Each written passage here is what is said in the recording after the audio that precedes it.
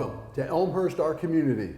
I'm Ken Bartels, your host, and we're here at the Community Bank of Elmhurst in the Business Zone. Today we're going to have a conversation about special opportunities in Elmhurst, and specifically special opportunities for our special kids population. To do that, I have three wonderful guests. Farthest away is Jen Sabourin, Val LaMorte, and Annice Coughlan-Meding. And ladies, welcome to Elmhurst, our community. It's great to have you here on a very sunny day in February. In Elmhurst, we believe there are special opportunities for everyone, and we believe that's true for our special needs population as well. Would the three of you, from your perspectives as parent, board member, sister, agree with that analysis? Jen? I would say yes, absolutely. We are fortunate to live in a community where there are ample opportunities for our kids who have disabilities to participate in activities just like any other kid. All kids want to be able to play sports or have fun at the carnival, and so it's really nice that our community has rallied together to provide these opportunities for our kids. Val? Yeah, I would agree. My daughter is actually 16, so I've seen through the years. We've even enhanced it more and more as the years have gone on, and so it's been great to see whatever age they're at, you can find a variety of different opportunities. Annice? And yes, since my husband Jake Meding and I moved to Elmhurst in 2018, we've been able to see a broad range of opportunities for both children as well as families in the community. And I'm hoping that with this segment on YouTube, that others who don't know about things like these programs would be able to get more knowledge and obtain that information if they so desire. And very quickly, how long have all of you been in Elmhurst? You mentioned it's just a few years, but background? Yeah, so my husband and I moved in 2018 from the city, and you know, our coincidentally our closing lawyer was a former board member of Access Sports, and he had learned of our background with my sister being autistic, and he knew that it was important to us that we live in a community who would be accepting of someone with a disability, as my sister will eventually come and live with us. So that's what brought us here. Val? Yeah, I actually was born and raised here, so I've been in Elmhurst my whole life. Went to Elmhurst University even, and my husband and I ended up buying a house here when we got married, and so I've always lived here. Love the community. They say once you come to Elmhurst, you don't want to leave. So it is true in my case, but. 2013 marks 10 years living in Elmhurst for me and my family. I have 3 children. My 8-year-old daughter has Down syndrome, and I have a 5-year-old boy and a 4-year-old boy. My youngest also has developmental delays. I actually work for Salt Creek School District 48 as the special education administrator, and they serve a subsection of Elmhurst as well.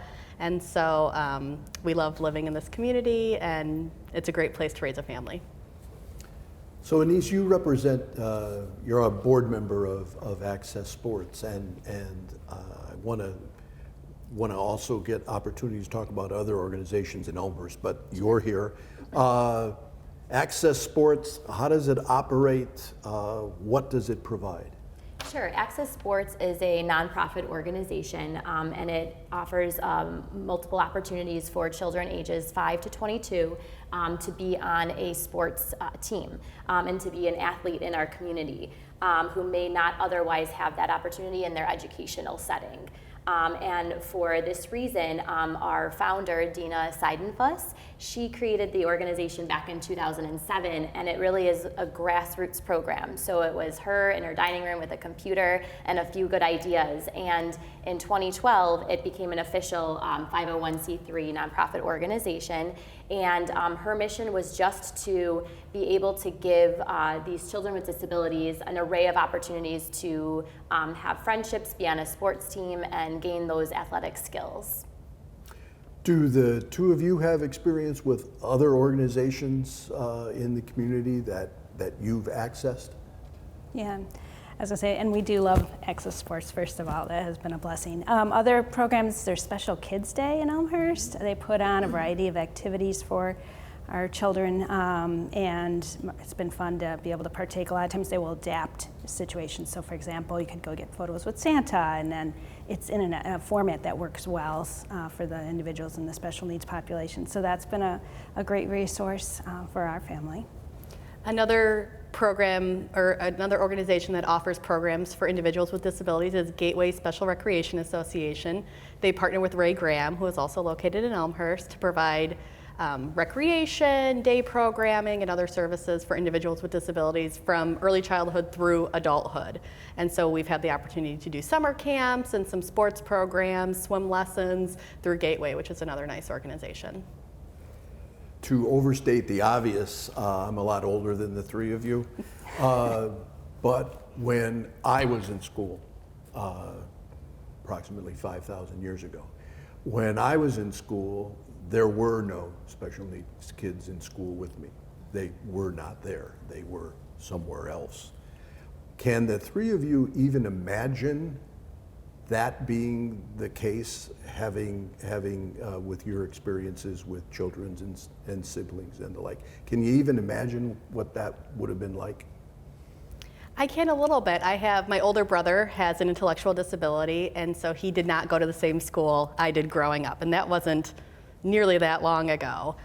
So I'm very fortunate that we've made some progress in society with including individuals with disabilities in all aspects of life, including education and within the community. So I'm very lucky that my daughter and son get to go to the same elementary school and see each other in the hallway. And so we've made a lot of progress over the past couple decades. Yeah, I would agree. I actually remember in high school, I think they had first started to introduce for me in our high school the inclusion classroom, where kids with special needs were being finally able to come into their home school and actually get their schooling there. And now it's come so far, and the students in the programs are so involved with our children. That's been wonderful. So it's almost like you said, it is hard to imagine to an extent, because I take some of that for granted, and I really every day am thankful for those opportunities. So. Yeah, and similar to Jen, what you had said, I never went to school with my sister because there was never that opportunity. She had to attend a different school to meet her needs. And so I don't know what that's like to be able to go with siblings to school every day. But also my regular job as a speech pathologist, I don't think would exist because I push into the classrooms in the district where I work. And so that it allows for that big word of mainstreaming right now, right? To like include and have access to regular, typical developing peers and have those models. And so I think life would be very different right now. And like you had said, Valerie, like it's a blessing, and we need to capitalize on that and keep moving forward. So the experiences with organizations, there are obviously school-based programs, there are obviously private situations, and then not-for-profits. Ray Graham, I know, has a facility in Elmhurst. Have any of you dealt with them or any of their programs? So that location in Elmhurst serves an adult population, so individuals who need a day program or are doing job training in the community. I hope that one day my daughter will, when she's old enough, can access those resources. But they partner with Gateway and other organizations, so that way they are serving individuals across the lifespan. Even the university, of course, has a program, their ELSA program, which has been in place for, I don't know, I want to take 10, 12 years. So we actually, in Elmhurst, can go from the smallest to relatively bigger. Would each of you share your thoughts on opportunities for each of your kids or siblings within the community? Val, you want to start? I was gonna say, you're looking right at me.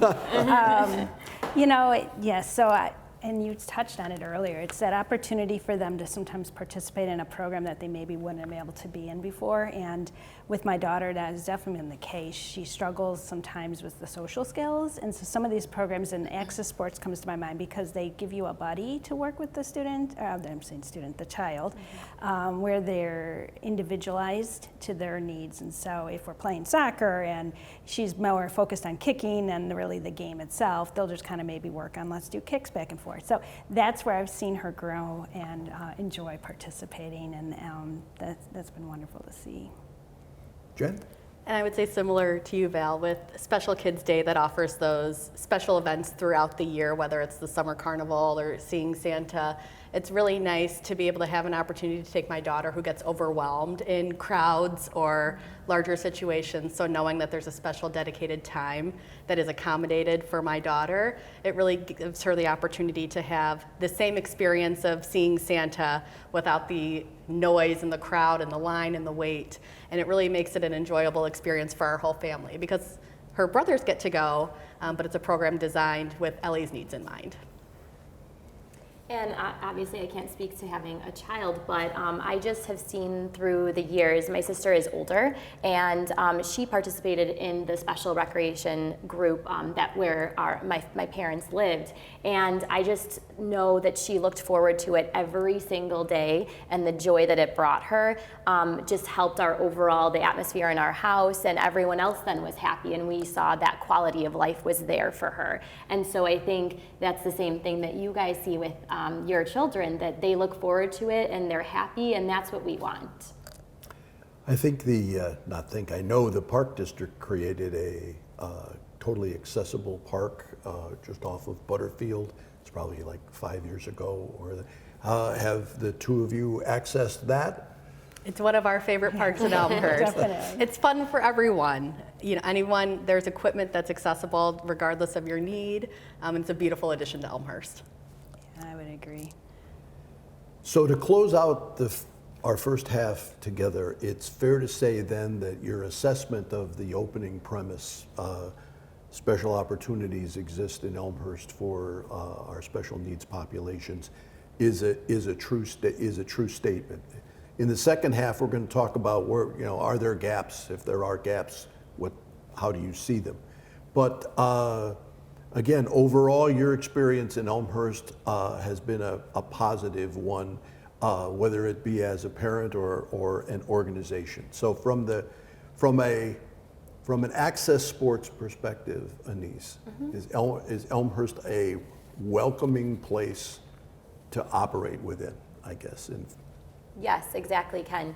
So in preparing for this, I spoke with Dina about how the organization, when it first began in 2007 and progressed before I joined with them. And she said from the get-go, from the beginning, the community of Elmhurst has been very supportive of her and her ideas. And then, eventually, as it became an official organization, she and all of us as board members are so happy with the support that we get from the community, whether it be from the volunteers, from the coaches, or even donors for our annual fundraiser. So yes, very welcoming. Val? Yeah, I would agree. I was going to say, and you'll find this in the special needs community, we tend to have a lot of networking with each other because you want to find resources. So I've been a part of a mom's group for many years, and some of them don't all live in Elmhurst, and I'll tell you, sometimes they don't have the same resources, and they've actually come and participated in access sports and other ones because maybe they couldn't find that. And so I'm just, again, grateful that we do provide a lot in our town. I would agree with Val. The special needs community is a special one. I don't want to be cliche, but we tend to find our people. And so it's nice to be in a community where our community, the special needs community, is welcome and embraced, and we continue to try to expand and find additional opportunities for people with disabilities. Okay.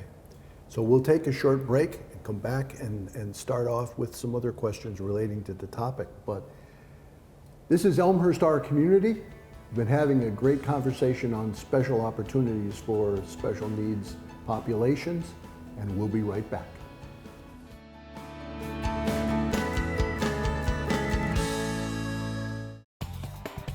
The Community Bank of Elmhurst Business Zone has modern co-working space and a conference room free for customers. Visit the zone today at communityelmhurst.com. Member FDIC, Equal Housing Lender.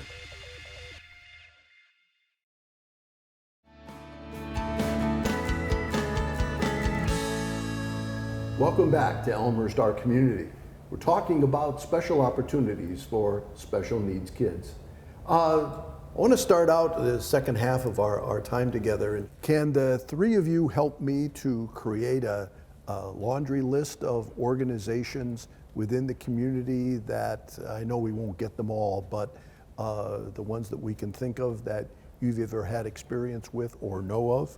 We've got Access Sports, we've got Special Kids Day, we've got Ray Graham, we've got the school district programs.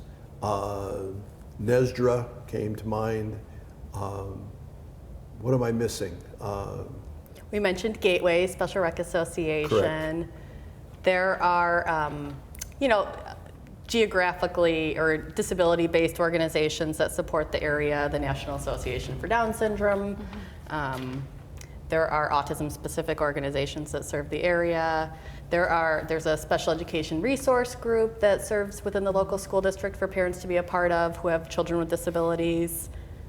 Val, Yeah, can you think so of that's others? a big one. It's school related, but important to mention. My daughter is very active in Best Buddies at the middle school level and the high school level, and it's an excellent program. Her buddy is still the same one, wonderful person. And the other thing is in the high school, I can tell you they actually have classes now with kids that don't have disabilities can enroll in the class. They have a PE class, a cooking class, an art class, and all those, then they work with the individuals with special needs one-on-one to kind of help them through the class.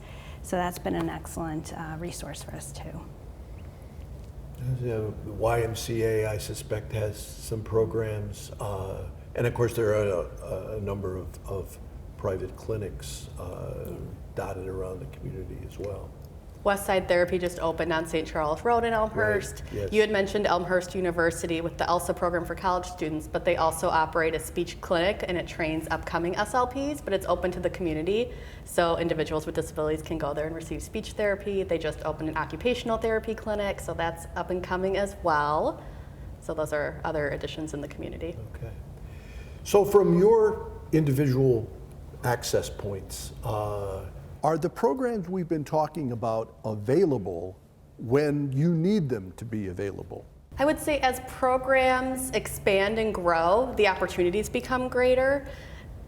There's no one size fits all, and I think you would find people within the community who have a different schedule or whose kids have different needs that perhaps aren't yet met. But it's nice that we have multiple organizations that partner together and with the community. And again, we just continue to see the opportunities expanding. Yeah, I would say I haven't ever run into a situation where we haven't been able to participate in a program, or they usually do try and operate around parents' schedules to an extent too. So I do feel like there's consideration there. So I've been happy with So Access Sports in terms of being accessible. Right, and specifically, yeah, for access, and you can also speak to this, the games are on the weekends, the practices are after school, which allow then for the children to be transported there. And what I was also going to say is that Access has 4 different sports throughout the year. So if it's better for your child to be involved in the summer when there's less things going on, there's that opportunity. If it's better during the winter and they need to get out and not be at home, there is basketball or whatnot. So I would say yes, definitely. Val and Jen, are you comfortable that the programs are sort of constantly reinventing themselves? In other words, as technology changes, as knowledge base changes, as the children change, that there's enough breadth to the program and depth as well for it to continue to be helpful? You can probably speak to it across your daughter's lifespan. I would say, as you said, we continue to see the development and the progress. When my daughter 8 years ago was very little, I would say for probably the youngest kids in the community, there may not be as much, or you have to do a little bit more networking to find those opportunities. And then as you get older, the information becomes available to you. And maybe Val, you can speak to how that's looked over your daughter's life. I was going to say, when she was much younger, we did some Park District programs as well, and that should probably also be mentioned, that they will actually have like an aide if you need it, a one-on-one assistant, work with your child in many of these programs. But then we also moved on as she got older to some of these programs. They've grown even as my daughter has. So I've noticed Access Sports, for example, started with maybe one sport, and it's moved to, you said, 4 different ones now. Right. I will say I'm going to always ask for more, Ken. You know, like I'm always looking for, well, what else? Could we do this? And that's going to, you know, it'll continue to evolve. But I have seen in all these organizations where they've grown through the years. And Access Sports has morphed over time? Right, so as Valerie had said, it started very small, and now it's up to about 75 participants with 4 different sports. And one thing I wanted to mention was, as you said, as the world is evolving, we work at Access to really train the volunteers, because as different children come in with different needs, the volunteers need to know how to handle situations. And so one of the driving forces this year is working on that training program for the volunteers to know how to handle when a child has a seizure, when they're upset. And so I think that that's a really good way of how they're evolving over time. What would you like to see that's not available? I think while opportunities continue to come into play, there are still individuals who have more significant disabilities or who perhaps require more assistance with activities of daily living or personal care assistance, and not all programs can accommodate someone who is not independent with their functioning. We also have individuals with disabilities who have more significant behavior challenges, and that can be a disqualifier for accessing programming. So continued training, continued opportunities for individuals who have more significant needs, I would say, is always something that people are looking for. The more complicated or more complex your needs are, the more specialized a program you need to find. Yeah, I would second what Jen said. And I'll even say another option or idea I had was to move not just programs for the kids, but programs for the parents. Would love to see maybe a more parent networking group or something, to a social club of sorts for the parents that are being, you know, able to kind of meet and have a chance to talk to others that are maybe in similar situations. Do the organizations in Elmhurst cooperate with each other? In other words, is there some kind of coordination of services, or at least an awareness of them? Yeah, at least for Access there is. So we are invited actually every month to the Explore Elmhurst Advisory Board meetings, and at that meeting they are able to talk about the different organizations and the events that are available. So that is a way for the founders or the presidents or the head of these organizations to kind of collaborate and make sure they're promoting each other's events and just different things going on. I also know that one of the, two of our board members are on boards for other organizations like the Elmhurst Baseball League, ASO, so that kind of helps to have us partner and communicate with each other and see what everyone is offering. Coordinated services, I mean, have you seen coordination?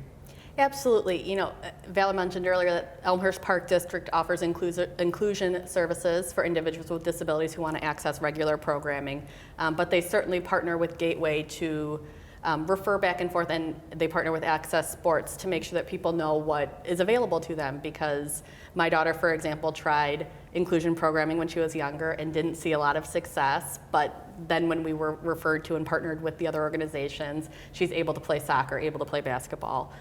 So those organizations certainly work together because the ultimate goal is to allow the people in the community to participate and have the same experience as others. And so everyone has that common goal, and it's important that the organizations work together to make sure that they're meeting the needs of the community. So the parents find themselves or don't find themselves. You mentioned not necessarily a formal assistance group in town, but you're showing up to the same things, and after a while there's camaraderie that develops, I would suspect. Yeah. We tend to find each other. Another organization we didn't mention was the Elmhurst Public Library. They do some programming for adults with disabilities, Next Chapter Book Club, but then they also offer inclusive story time and a communication-based story time for younger kids. And so that's actually how I found my first family in the community who had a child the same age as my daughter who has Down syndrome. We went to the same story time at the library, locked eyes across the group, and we see each other at the grocery store, we see each other at school, and so we sort of find each other naturally. It would be nice if there were a coordinated effort for the parents to connect and network, like Val said, but we do find each other. Yeah, and the surge group that she mentioned within the schools, they will also put on programs, so sometimes you can go to some of those programs and meet other parents there too, but you're right, some of it is a little bit of, as you get involved in some things, you'll meet some parents, and if you're not as involved in other things, you may not. So a new family is coming into town. Where would you send them first? They need to find out what you already know. Where would you send them first? What would you tell them? Well, I think the typical experience is they start with school. They'll start with the school, they'll register, and then they'll say, what else is out there? And they sort of rely on that. Otherwise, the power of social media. They look for the parent groups, any special needs groups, but a lot of that is sort of based on the parent's ability to find that information. Yeah, and I was going to recommend that surge group. That would probably be as well an opportunity to find some other families. Annice, sort of a spin on that question. How does Access Sports reach out to the community to make sure the community knows what you're offering? Well, we do have a website, elmhurstaccessports.org. We are on all of the social media platforms, Twitter, Facebook, Instagram, the usual ones, but also we try to put ourselves in all of the events happening in the city. We attend the Chamber of Commerce events to start networking, and by that power of word of mouth, someone knows someone who needs something. That's kind of how it starts, so I would say that. Okay. To close our time together, and I told you ahead of time how fast it would go. And lastly, I'm going to give the opportunity to all three of you to look into the camera in our YouTube audience and share a thought that you would like to share as, once again, someone who has intimate knowledge of this subject matter. Jen, you want to start? Thank you, Ken, for the opportunity, and thank you to the Elmhurst community for embracing children with disabilities and people with disabilities and offering them the opportunity through these many wonderful organizations to access resources and participate within the community like the rest of us. I just encourage everyone to be kind and teach your children to be kind because our world is becoming increasingly diverse, and it's important that our community reflects our values of inclusiveness and belonging, and we want to make sure that everyone has a place here in Elmhurst. And I was just going to mention that when my daughter was born, that was really my first major experience with someone with a disability, and it's been quite a journey. She has taught me so much through the years. And along the way, we've met so many wonderful people, and a lot of them are here in this community, I just have to say, because that has been what has helped us in so many circumstances. So there is, I was going to say something similar to what you're going to say, in that there's a saying, choose kindness, and I believe so strongly in that. And I've seen it so many times amplified here throughout Elmhurst and elsewhere, but that would be my message as well, is just to continue to find ways to always choose kindness every day. And in addition to what you both said, I would say that us sitting right here is a true representation that we are all advocates for people with disabilities. And so if anyone else is out there that is looking to get involved and interested, I hope that they would watch this segment and see and reach out, because we can always use more people fighting for those most vulnerable of our population and our community. And it speaks volumes when our community does help those in need. Just wanted to see if it sparks any vigor in anyone else that wants to join us. But also thank you to the Elmhurst community for helping Access Sports be able to be a part of everything, and for their kindness, as you had said. And we look forward to the future to continue to offer these services, and maybe to even expand them to beyond 22 or beyond school age. Okay, well, thank you, all three of you, for joining me today. Valerie, a special thanks to you. You showed up on your birthday. So I appreciate what you've shared and joining us here at Community Bank of Elmhurst. That's the Elmhurst Our Community program. I appreciate you joining, and tell your friends about the program on YouTube. I'm Ken Bartels, and we'll see you again.